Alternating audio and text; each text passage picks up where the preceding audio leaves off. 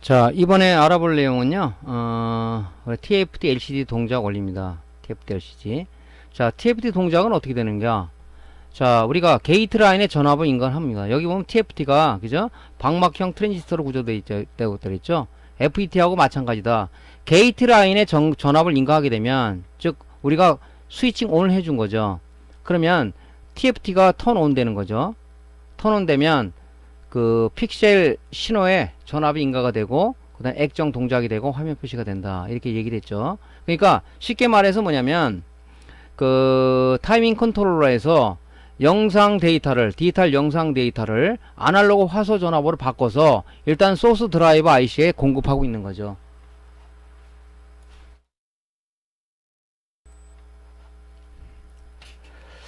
그러면 화소에 어떤 그 전극이 작동할까요? 아니죠. 바로 그 게이트에 어떤 스위칭 온 신호가 들어와야 그때 이제 그 소스 드라이버에 갖고 있는 아날로그 영상 데이터가, 그죠? TFT에 공급이 되는 거죠.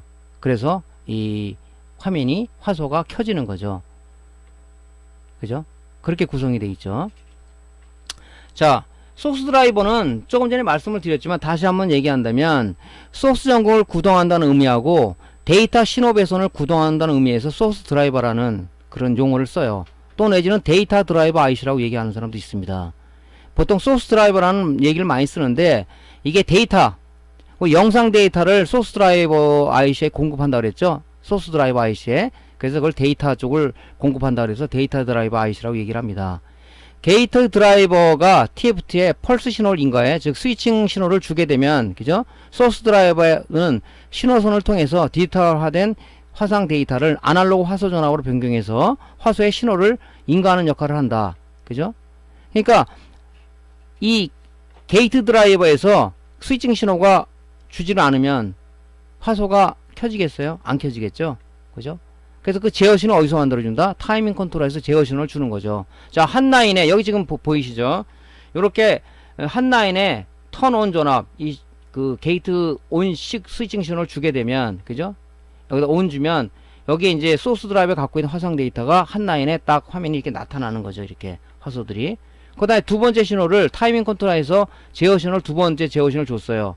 그 두 번째 신호가 또 화소를, 대기했던 화소 전압을 또 켜주고, 세 번째 켜주고, 800에 600 라인이다 그러면은, 그죠? 이 600 라인에 그 스위칭 온 신호를 차례로 주는 거예요. 그죠? 그 다음에 화소 데이터는 뭡니까? 화소 데이터는, 그죠? 이 데이터 드라이브 IC에서, 그죠? 주는 거죠. 쭉쭉 주는 거죠. 한 라인씩. 그래서 우리가 눈에는 보이지 않지만 보통 보면 이렇게 주사율이라고 보통 주사가 된다고 그러죠. 이렇게. 이게 왼쪽부터 오른쪽으로 이렇게 주사가 되는 거예요. 이렇게 화면에 이렇게 주사가 됩니다. 이렇게. 그죠?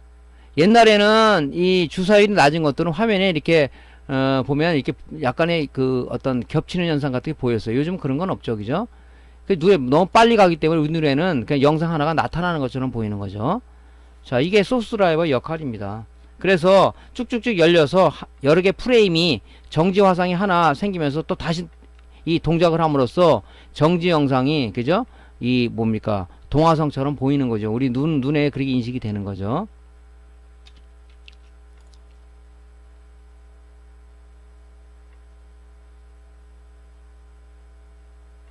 자, 게이트 드라이브는 뭐냐? 그죠? TFT의 게이트를 구동한다는 의미에서 게이트 드라이브를 한다. 그 스위칭 온 신호를 주는 부분이다. 그래서 이렇게 타이밍 컨트롤 제어 신호를 순차적으로 이렇게 주는 거죠. 1라인, 2라인. 이게 600라인이다. 800, 600의 화소를 갖고 있는 모니터다 그러면, TFT 모니터다 그러면, 그죠? 600개 라인에 이 신호를 주는 거죠. 그죠? 그 소스 드라이브 뭡니까? 영상 데이터 가지고 있다가 이게 800라인이죠. 800. 그럼 800개 신호를 주는 거죠. 순차적으로. 라인이 하나 열리고 화소 전압이 공급이 되고 또 한 라인이 열리고 화소 전압을 주고 이렇게 계속적으로 가는 거예요. 우리 눈에는 안 보이지만 이렇게 주사가 된단 말이죠. 이렇게. 그래서 한 개의 화면이 구현이 된다 하는 겁니다. 그죠? 원리는 이제 이해하겠죠. 요 정도만 알면 되지 너무 깊게 알 필요는 없다고 생각을 합니다. 왜냐면 이렇게 알아야 뭐 우리가 고장 수리할 때, 그죠? 하면서 봐, 저렇게 되면 어디 문제가 아닐까, 이거 우리가 인식을 할 수가 있겠죠. 그래서 그런 측면에서 이 정도의 어떤 내용은 알고 있어야 되지 않냐, 그래서 제가 말씀드린 겁니다. 게이트 드라이브 마찬가지 신호가 이게 600개 라인이다 그러면 순차적으로 줘야 되겠죠. 이게 만약에 순차적으로 예를 들어서 우리 사거리 교통 신호등이 있는데 교통순경이 없다. 만약에 신호등이 고장이 났다 그러면 그죠? 교통순경의 그 수기 신호에 의해서 차들이 왔다 갔다 없으면 뭡니까? 중구난방이겠죠. 밀려갔다가 뭐 여기로 갔다가 뭐 난리 나겠죠. 이렇게 되면 화면이 그죠? 제대로 구현이 안 되겠죠. 어떤 뭐 화면이 갑자기 뭐 보라색이 나온다든가 뭐 어떤 희한한 증상들이 많이 나오겠죠. 이런 순차적인 신호를 줘야 된다는 얘기죠. 이렇게. 그래서 800, 600의 화소를 가진 모니터다 그러면 이게 600 라인의 신호가 스위칭 온 신호가 차례로 들어오는 거죠. 이렇게 차례로 쭉 들어오고 그 다음에 이제 한 개 신호가 열렸다. 그죠? 한 라인이 온 됐다 그러면 이제 소스 드라이버에서 갖고 있던 영상 데이터를 예를 800, 600이다 그러면 뭡니까? 800개의 화소 아날로그 전화를 갖고 있다가 한 라인 한 칼럼씩 주는 거죠. 이렇게. 그래서 두 번째 온 신호가 주면 또 열리고 이런 식으로. 그래서 이 게이트 드라이버라는 것은 스위칭 온 신호를 주는 거죠. 얘가 안 주면 화면이 어떻게 되겠어요? 안 나오겠죠. 그죠?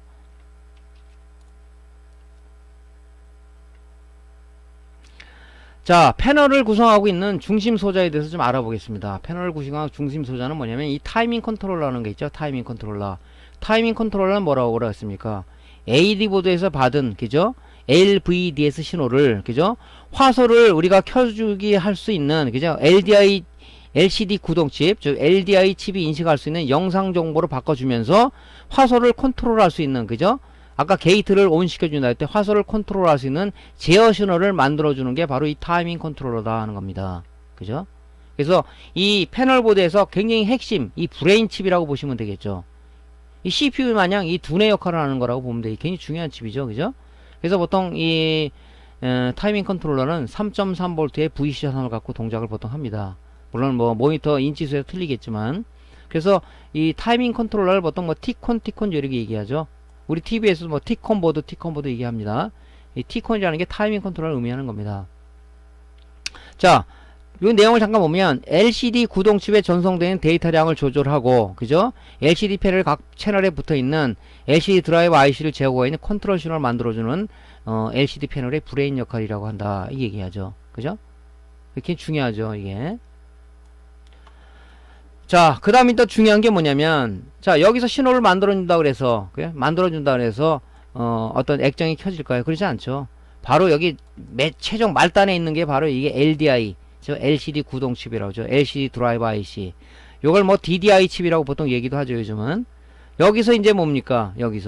바로 여기서 받은, 그죠? 영상 신호를, 이제 얘가 이제 어떤 제어 신호를 받아서 액정에 화면을 구현해 주는 겁니다.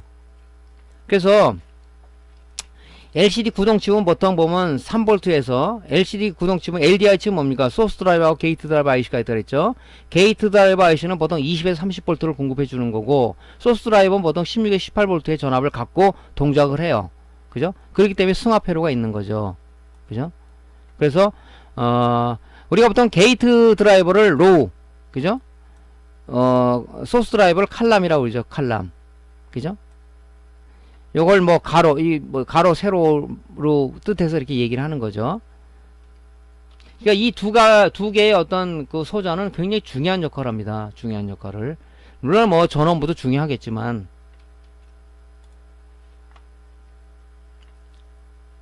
자, 그래서 LDI 칩을 이렇게 보면요. 이걸 현미경으로 보면 이렇게 구성이 되어 있어요. 이게 TCP라고 그랬죠? TCP. TCP에 이걸 이렇게 붙인 거예요. LDI 칩을.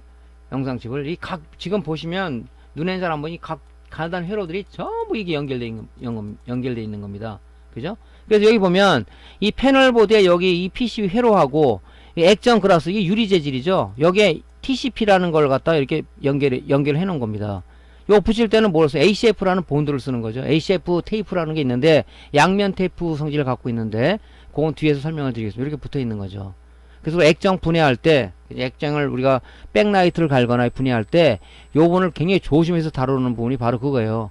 여기 라인이 하나 떨어졌다 한 줄이 생긴다 아니면 다 떨어졌다 이 굵은 줄이 생겨서 영상이 안 나오는 부분이 생겨요. 이게 나왔다는 분이 폐기해야 돼. 수리가 안 됩니다. 이걸 전문적으로 수리하는 그죠? 고가 장비를 갖고 있는 분한테 몇 개 수리를 하는 수밖에 없는데 그죠? 그것도 뭐 얘기를 들어보니까 뭐 재불이 난다고 얘기하더라고요. 떨어지지 않게 여러분들이 굉장히 조심해서 달아야 될 부분이 바로 뭐냐, 이 TCP 쪽이다. 그죠? 뭐 모니터 같은 경우는 인치수가 작아서 뭐 우리가 흡착기 하나로 뛸 수가 있지만, 이 TV 같은 거는 뭐 50인치, 60인치, 뭐 65인치 뭐 이상 크잖아요. 그래서 우리가 진공 흡착기 큰 거, 아주 고가의 진공 흡착기를 양쪽에 딱 해가지고 드러내야지 되지. 그렇지 않으면 워낙 인치수가 크니까 액정이 이게 패널이 흔들흔들 됩니다. 휘어요. 잘못하면 부러져 버리죠. 깨지거나. 그래서 TV 같은 거는 굉장히 이 흡착기로도 뛸 때도 조심을 해야 되고, 또 보관할 때도 굉장히 조심해야 됩니다. 자, 이렇게 구조가 돼 있어요. 그죠? 자, 게이트 드라이버 같은 거는 이제 아까 뭐 얘기를 했죠. 게이트 드라이버 뭡니까? 그죠? 스위칭 온 해주는 우리가 IC라고 그랬죠. 타이밍 컨트롤에서 받은, 그죠? 그 제어 신호를 갖다가, 그죠?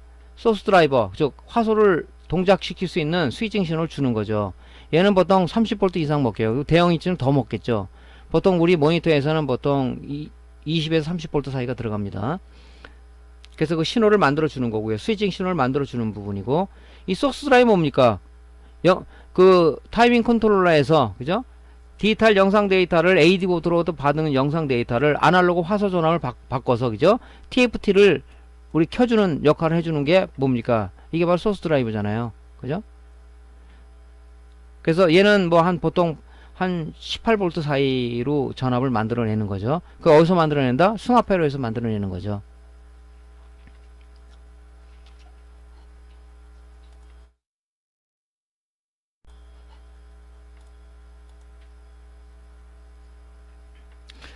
자, 조금 전에 말씀드렸지만은 우리 액정 그라스하고 패널보드의 그 PCB 패턴하고 회로하고 연결하는 부분은 바로 ACF라는 걸 이용해서 붙입니다. 여기다가 이 양면 테이프처럼 생겼어요. 근데 이걸 우리가 뭐라고 하냐면 이방성 도전 필름이라고 얘기를 합니다.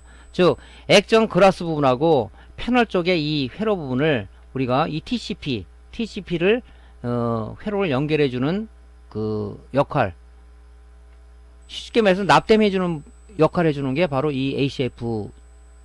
이게. 그죠? 어떻게 구성이 되어 있냐면, 요 테이프 안에는 굉장히 작은 입자의 도전볼들이 이렇게 들어있어요. 도전볼들이 아주 미세한. 우리 현미경으로 봐 이렇게 보이겠죠? 이 들어있어요. 이렇게 들어있습니다. 그러면 여기다 이렇게 테이프를 붙이고, 이 TCP를 이 회로에 정확하게 맞춰서, 그죠?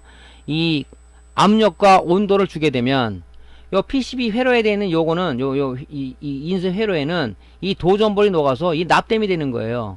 자, 패턴이 이렇게 돼 있어요. 이렇게. 자, 여기 부분에는 도전볼이 파괴가 되면서 이쪽에 납땜이 되는 거예요. 이 도전볼이 파괴되면서 납땜 역할을 해주는 거죠. 이 회로 붙어요. 회로가 없는 부분 여기는 뭡니까? 얘가 녹아서 이 경화가 되는 거죠. 경화. 그죠? 이 본드 역할을 해주는 거예요. 자, 여기 또 회로가 있어요. 도전볼이 파괴되면서 이 회로에 붙는 거죠. 회로가 없다? 여기는 경화가 돼가지고 일종의 본드 역할을 해주는 겁니다. 이렇게 해서 붙이는 역할을 해주는 부분이 바로 ACF예요. 간혹 어떤 분은 이거 어떻게 인두지로 떼면 이렇게 합니까? 근데 이게 아니라 이 ACF를 이용해서 회로를 갖다가 우리가 그 연결해주는 부분을 이런 ACF를 쓴다는 얘기죠. 이렇게. 그래서 이거 지금 이 TCP 같은 경우는 뭐 우리 스마트폰도 마찬가지고 노트북도 마찬가지고 많이 쓰죠. 이거를. 그래서 이 다룰 때 조심해. 이 분리를 해낼 때 굉장히 조심해야 된다는 얘기입니다. 이게 떨어집니다. 이게 오래되면 이 열이 많이 받으니까 아무래도 테이프 성질이잖아요. 그래서 이런 부분들을 이렇게 ACF를 쓴다. 그래서 예전에는 이제 이런 그 탭 불량 라인 디펙트가 나면은 요런 지금 이 ACF 테이프를 팔아요. 이렇게 이 롤로 다 팔습니다. 이때 끊어서 팔지 않고 롤로 팔아요. 그걸 요거를 이 양쪽에 붙여가지고, 그죠? 뭐 인두기를 갖다가 좀 개조해가지고 열을 가해서 양쪽에 붙이기도 했어요. 그럼 100% 재불나죠. 안 됩니다. 그죠? 공부 차원에서 했어요. 왜 그러냐면은 지금 요게 지금 그 우리가 패널 보드고 요게 액정이야. 액정 그라스예요. 요 그라스 회로들이 있죠. 여기다가 요 까만 게 이 TCP ACF 테이프예요. 요걸 여기다 해가지고 양쪽에 압력과 열로다가 눌러서 얘를 회로를 갖다 구성한 거란 말이죠. 이 TCP를 이렇게 이 회로들을, 그죠? 여기다가 이 테이프가 붙어 있는 거예요. 누르게 되면 이렇게 압착을 하게 되면 이 회로가 붙는 거죠. 도전볼이 있는 데는 도저물이 파괴되면서 회로가 있는 부분은 납땜이 되고 회로가 없는 부분은 그 경화가 돼서 본드 역할을 해서 붙는다. 그래서 우리가 이게 회로를 갖다 구성해 주는 거죠. 그러니까 이걸 갖다 우리가 뭐 TCP라고 얘기하죠. TCP.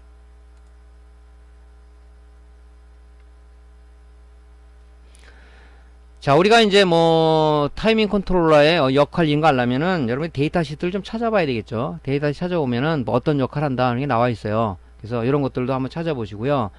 요즘 이제 좀 고가라든가 TV 같은 거 오면 타이밍 컨트롤러가 이게 QFP 타입으로 좀 돼 있지가 않고요. 그죠? QFP 타입의 전자소저 타입 QF는 뭐라 습니까? 리드가 사방으로 바깥으로 뻗은 IC를 우리가 QFP 타입의 IC라고 그런다. 그죠? 근데 이런 IC가 요즘은 어떻게 가느냐? 이 BJ 타입으로 가고 있습니다. BJ 타입으로. 그래서 우리가 이거는 떼어가지고 다시 붙이면 되지만 얘는 그저 BJ 리역 장부로 떼어가지고 다시 이 볼납을 갖다 제거를 하고 새 납을 얻쳐서 그죠? 리볼링을 해서 붙여야 돼요. 굳이 수리한다. 이게 굉장히 어렵죠. 그죠? 이쪽으로 지금 가고 있어요. 요즘 이제 IMD, SMD 부품에서 모든 게 이제 지금 BJ 타입으로 가는 경우들이 많다 이거죠. 이게 이렇게 구성이 되어 있단 말이죠. 그러니까 여러분들 이 BJ를 우리가 BJ 강의를 제가 그 유튜브 쪽에 올려놨는데 한번 좀 참조해서 보시기 바랍니다.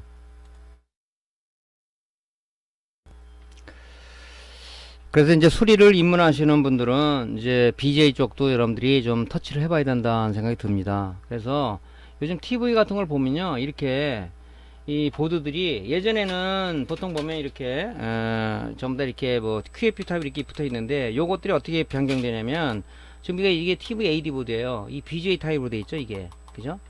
이 밑에 볼랍으로다가 구성이 돼 있는 거예요. 그죠? 이렇게 바뀌어가고 있고, 지금 여기 보면 여기 Tcon 보드입니다. Tcon 보드. Tcon 보드도 뭐 이게 타이밍 컨트롤러가 BJ 타입으로 돼 있죠. 그죠?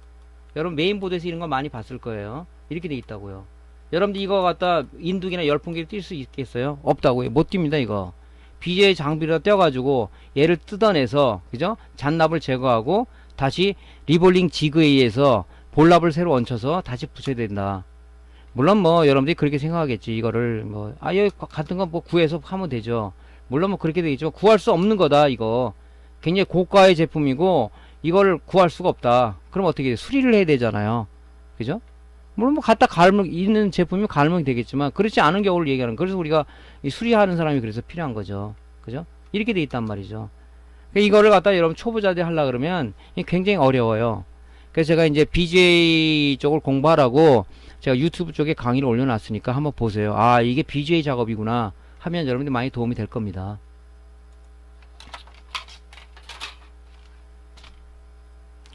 자, 그래서 이제 이런 것들은 여러분들이 이제 한번 데이터 시트를 좀 찾아보시고요.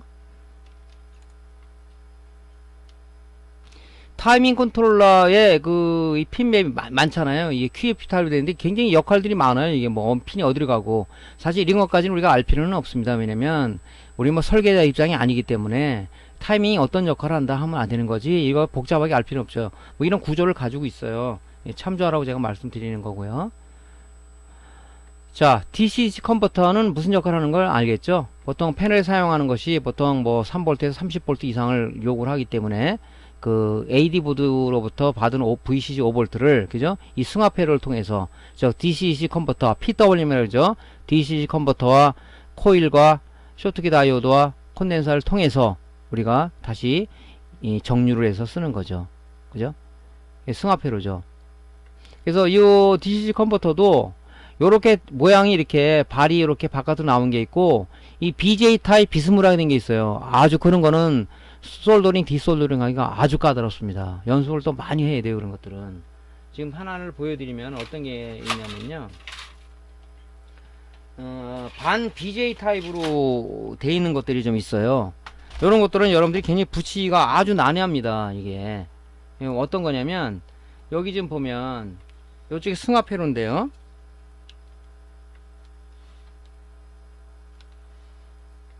여기 좀 보일지 모르겠는데 양쪽에 이게 좀 핀이 가느다래 가지고 그렇게 좀 돼 있는 것들이 있고 핀이 좀 얇은 것들도 있어요. 이렇게 이런 것들은 붙이기가 좀 난해하죠.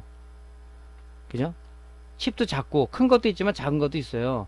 그런 거는 여러분들이 연습을 많이 해야 돼요. 또 이런 것도 있지만 완전히 BJ 같이 생긴 그런 타입도 있다는 얘기죠.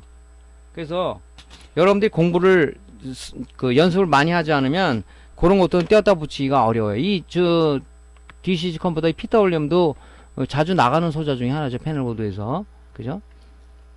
그 다음에 이제 스위칭 다이오드라는 게 있어요. 이거 많이 쓰죠. 보통 SOT 323 타입에 이런 걸 많이 쓰는데, 이런 것들은 이제 보통 보면 실리콘 재질로 되어 있기 때문에 턴온 전압이 0.6V죠.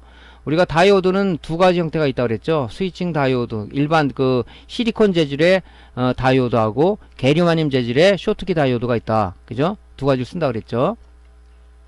요런 거는 우리가 아주 작은 거기 때문에 요거는 요 품명 가지고, 그죠? 우리가 데이터실 찾아 들어갈 수가 있지만 요거는 못 찾아요. 요거는. 그래서 우리 카페에 SMD 코드북이라고 올려놨는데, SMD 코드북을 통해서 얘를 우리가 풀네임을 알 수가 있다. 이 공간이 적다 보니까 풀네임을 아마 제조사에서 못 적는 모양입니다. 그래서 얘를 대응하는 코드를 코드집을 만들어서 배포를 한 게 아닌가 생각이 들어요. 자, 그래서 요런 스위칭 다이오드가 있다. 근데 쇼트키 다이오드도 있죠. 쇼트키 다이오드는 뭡니까? 게르마늄 재질로서 턴온 전압이 3V다 이거죠. 스위칭 속도 빠르죠. 게르마늄 재질. 그러면 뭐 어떤 분이 질문을 하세요. 아, 실리콘 재질의 다이오드를 쓰면 왜 꼭 굳이 쇼트키 다이오드를 씁니까? 이게 얘기를 하는데, 왜 그러냐면은 고속 스위칭 소자로 쓴다고 그랬잖아요. 정류 소자로. 왜 그러냐면은 일반 실리콘 재질의 다이오드는 간략하게 얘기 드리면 XY 좌표에서 보면, 자, 온 신호를 주면은 쭉 올라갔다가 오프 신호를 주면은 꺼져요. 꺼지다 밑으로 조금 흐르다가 다시 이렇게 스위칭 온하면 이렇게 올라간단 말이죠. 바로 요 부분, 요게 뭐냐, 리버스 리커버리 타임, 역회복 시간이라고 얘기했는데, 이것 때문에 스위칭 속도가 느려서 보통 립스보드 2차 측에 쇼트키 다이오드를 쓰는 게 게르마늄 재질의 우리가 쇼트키 다이오드를 쓰는 겁니다. 그죠? 이 부분을. 그러면 쇼트키 다이오드는 어떻게 되냐? 그죠? 턴온하면, 그죠? 온하면 올라갔다, 오프하면 내려갔다. 다시 온하면 올라갔다, 오프하면 이렇게 됐다. 여기 리버스 리커버리 타임을 없앤 부분을 우리가 쇼트키 다이오드로 얘기하는 거죠. 그래서 턴온 전압이 3V에요. 3V. 3V만 가하면 바로 기하급수의 전류가 흐른다 하는 것이 이제 쇼트키 다이오드의 특성이죠. 그래서 쇼트키 다이오드를 보면 패스트 앞에 붙어 있고 울트라 붙어 있고 이런 용어를 많이 써요. 패스트 리커버리 렉티파이어 이렇게 쓴다는 거 앞에 그런 글자가 붙어 있습니다. 그죠? 바로 그게 뭐냐, 이 리버스 리커버리 타임을 없앤 우리가 다이오드를 쇼트키라고 그런다. 보통 얘기를 하죠. 자, 이렇게 이제 이런 소자도 쓰고 있고요. 그 다음에 이제 우리가 보통 패널에서 쓰는 것은 LDO 레귤레이터를 많이 쓰죠. LDO. 로우 드랍 아웃풋 레귤레이터죠. 즉 입력과 출력 전압의 차가 없는 그런 우리 소자를 갖다가 LDO라고 얘기한다. 즉 5V를 받아서, 그죠? 5V를 받아서 3.3V를 다운하든가 1.8V를 다운하든가 2.5V를 다운하는 거죠. 그죠? 이렇게 전압 차이가 별로 없는 데서는 LDO를 씁니다. 패널보드에서는 LDO를 쓰죠. 우리 AD보드에서는 뭡니까? 그죠? 드랍 아웃풋 레귤레이터를 많이 쓰죠. 7805 같은 경우 이거 들어봤죠? 얘는 뭐냐면 소수점 단위의 전압을 2차측 출력절 변환을 못해요. 얘는 12V를 받아서 5V를 변환하는 이런 역할밖에 못한다는 얘기죠. 그래서 요걸 드랍 아웃풋 레귤레이터는 두 가지 종류가 엄격히 얘기하면 우리가 세 가지가 있는 거죠. 그죠? 스위칭 레귤레이터, 그 다음에 드랍 아웃풋 레귤레이터, LDO 레귤레이터. 크게 분류한다면 스위칭 레귤레이터냐 아니면 리니어 레귤레이터냐, 이런 드랍 아웃 레귤레이터하고 LDO 레귤레이터를 우리가 리니어 레귤레이터를 한다. 이 리니어 레귤레이터의 단점이 뭡니까? 그죠? 입력과 출력의 차이만큼의 그런 부분들을 열 손실로다가 방출을 해버리는 거죠. 열이 많이 난다는 단점이 있는 겁니다. 그래서 우리가 전원 스위칭하는 데는, 변환하는 데는 우리가 이런 리니어를 안 쓰고 스위칭 레귤레이터를 쓰는 이유가 바로 그런 거죠. 그리고 이 7805 같은 이런 레귤레이터는 12V 받아서 5V를 출력을 하지만 얘는 최대 1A밖에 출력을 못한다는 얘기죠. 1A 갖고는 안 되잖아요. 그냥 스위칭 레귤레이터는 보통 3에서 5A까지 출력을 승합을 해줄 수가 있기 때문에, 그래서 스위칭 전원부에 그런 걸 쓰는 거죠. 자, 그래서 요런 지금 패널보드 쪽에 LDO 로우 드랍 아웃 레귤레이터 잘 나갑니다. 이것도.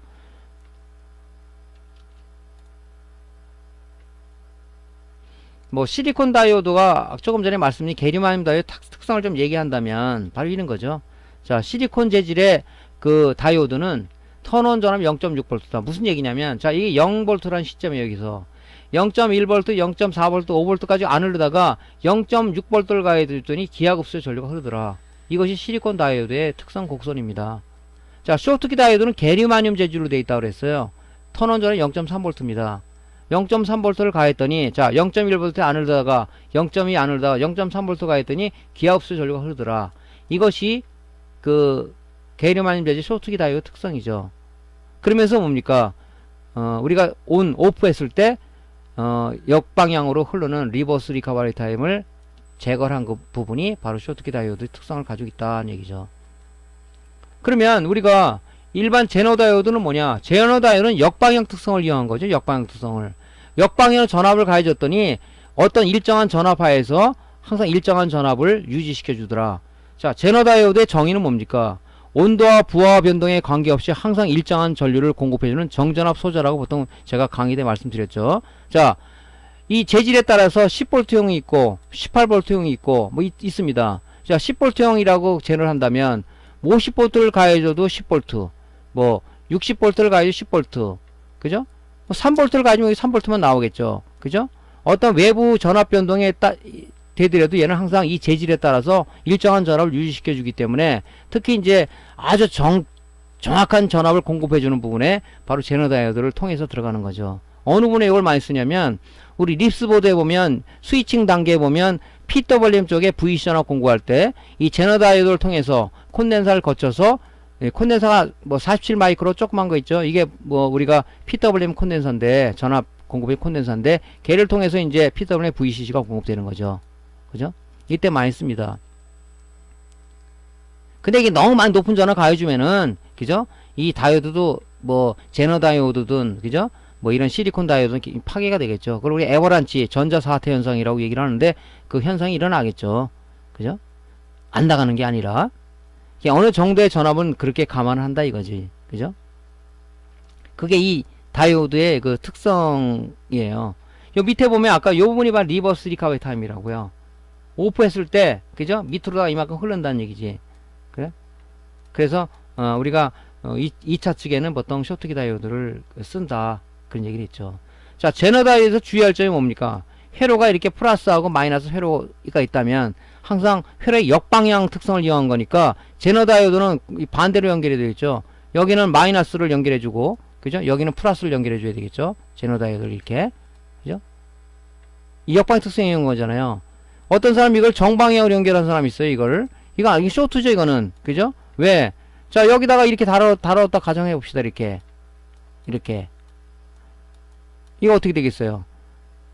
쇼트기 다이오드는 턴온 전압 0.6V죠? 0.6V라는 건 전이차가 없는 겁니다. 쇼트죠. 휴즈가 나가든가, 뭐가 작살이 나겠죠, 그죠? 역방향 특성을 이용하니까 회로 역방향으로 가해주는 것이 제너 다이오드의 특성이다 하는 것을 참고적으로 아시면 될 것 같습니다. 자, 스위칭 다이오드의 그 데이터 시트는 아까 이렇게 구성이 되어 있다고 그랬죠. 이렇게. 요거는 우리가 데이터 시트, 이거 명 갖고 데이터 시트, all 데이터 시트.co.kr도 찾으면 죽었다 평생 그냥 안 나와요. 그래서 이 카페에 올려놨죠. SMD 코드북을 찾으면 이 KJ란 계열 쪽으로 들어가게 되면 KJ라고 있어요. 그럼 얘 풀네임이 뭐냐? 디바이스 네임이 BAV99라고 나와 있네요. 그죠? 여기다가 기록을 못하니까 뭐 이거는 뭐 제조한 사람의 마음이겠지만 뭐 이렇게 만들어 놓은 규칙이 뭐가 있겠죠. 요 밑에 요거는 아닙니다. 요거는 요 밑에는 이런 걸 뜻하는 거고요. 그죠? 요거는 뭐 데이터 코드 마킹이라 그래 가지고 뭐 생산 연도 이런 걸 표시하는 건데 요 밑에 요 위에 이거 요걸 봐야 되겠죠. 그럼 BAV99를 찾아 들어가면 그죠? 요렇게 데이터 시가 제대로 나오겠죠. 그죠? 스위칭 다이오드의 이런 지금 패널에서 쓰는 거라든가 메인보드에 쓰는 이런 스위칭 다이오드는 이 방향을 조심해야 돼요. 이 쇼트키 다이오드 자꾸 생각하시는 분이 있어요. 쇼트키 다이오드는 구조가 어떻게 되냐면 이 가운데를 마이너스 공통으로 가져간 거죠. 여기 마이너스 공통을. 그죠? 어떻게 됐냐면 요렇게 돼 있죠. 그죠? 그래서 요걸 마이너스 공통으로 가져간 거지만 이 스위칭 다이오드는 틀려요. 그죠? 틀리잖아요, 이게. 여 가운데가 여기는 플러스 이 측면에서 보면 여기가 플러스가 되지만 여기 측면에서 보면 마이너스가 된단 말이죠. 측정할 때 요 심벌을 보고 양부 측정을 반드시 잘 해야 되겠다 하는 얘기입니다. 그래서 한번 여러분들이 요거는 SMD 코드북을 이용해서 한번 찾아보길 바라고요. 쇼트키 다이오드도 마찬가지예요. 이거를 T3으로다가 이 데이터 시트 찾아보면 나오질 않아요. SMD 코드북을 보면 T3 계열을 보면 요게 풀네임이 이렇게 돼 있죠. 요거를 이렇게 찾아 들어가면 바로 이렇게 쇼트키 다이오드 이 데이터 시트를 찾아볼 수가 있겠죠. 자, 이렇게 이제 데이터 시트 찾아보는 연습을 여러분들이 하셔야 됩니다. 자, DC 컨버터 데이터 시트는요, 다음 시간에 연장해서 강의를 진행하도록 하겠습니다. 자, 강의가 도움이 됐으면요, 구독, 클릭, 좋아요 눌러주시고요. 다음 시간에 뵙겠습니다. 안녕히 계세요.